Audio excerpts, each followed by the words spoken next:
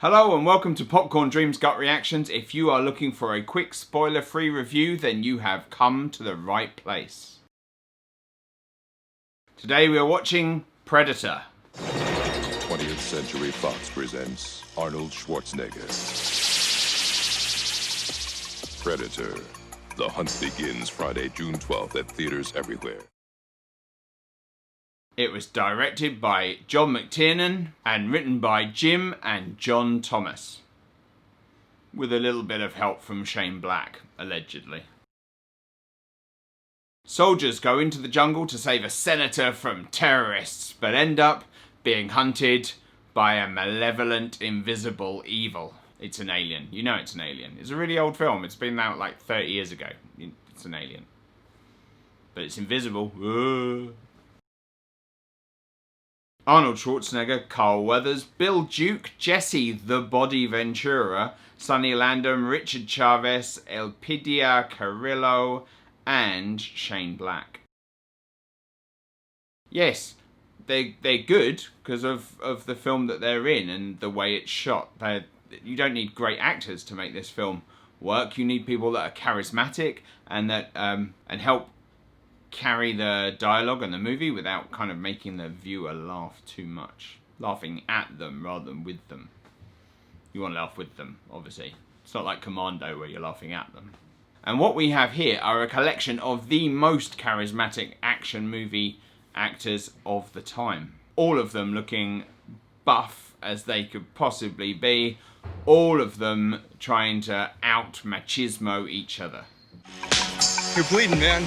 I ain't got time to bleed. All of the actors succeed at what they need to do in their own way. But then you've got Carl Weathers and you've got Bill Duke, who are probably the best actors out of the bunch. And they are good enough to give believability and even a little bit of heart, especially in the case of Bill Duke, to the action that's going on.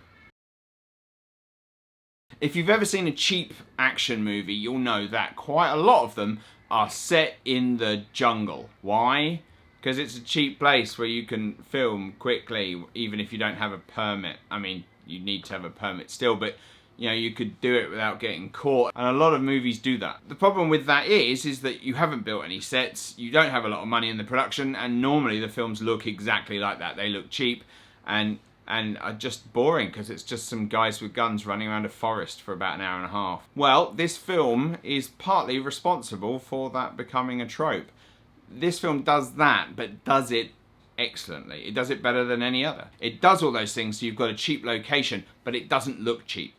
They do actually look like they're in a jungle somewhere. They do actually look like they're actually trained soldiers. Everybody looks the part.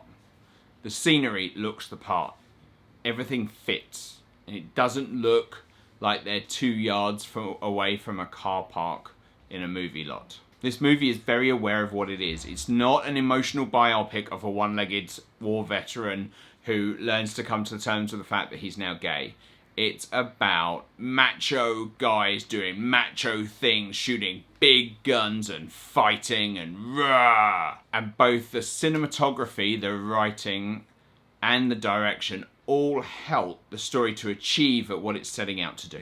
They use a lot of visual storytelling, and both Shane Black touching up the script and John McTiernan directing, they both really understand visual storytelling, and it shows throughout the film. By the end of the movie, we know who all of these guys are, we know what matters to them, what they are trying to do, and more importantly, we know what the Predator is trying to do. We know its motivations without ever having that scene. You know the one where there's like an old guy who narrowly survived a Predator encounter 10 years before, who tells the soldiers about this guy who hunted his team down. That scene is nowhere in the film. Instead, we get a clever subversion of that. We get the girl talking about village rumours about a ghost in the jungle that comes on the hottest years. She says the jungle just came alive and took him. At first sight, this seems like the same scene, just they've switched it from like an old dude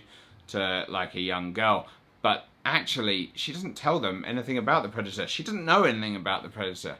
All she does is she tells them that it has happened before, and that it does happen fairly often.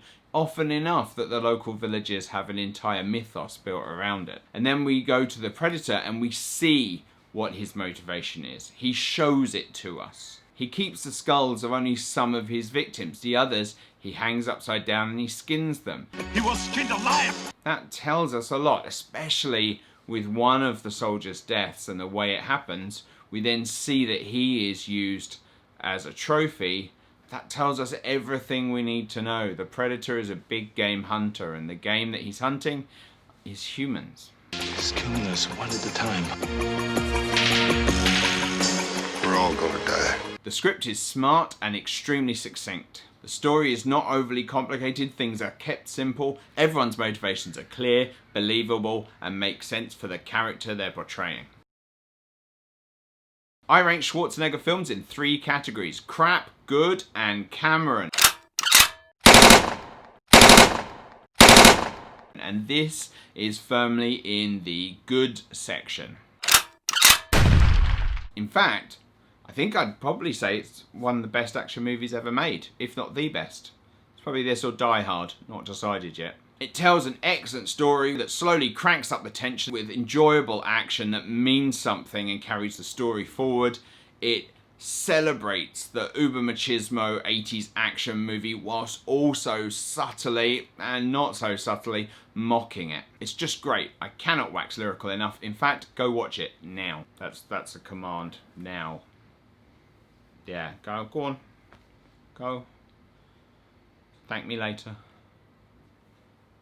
It hunts for sport, but this time it's picked the wrong man to hunt. If it bleeds, we can kill it. Well, that was our review for The Predator. If you liked this video, don't forget to like, share and subscribe, and I will see you next time on Popcorn Dreams.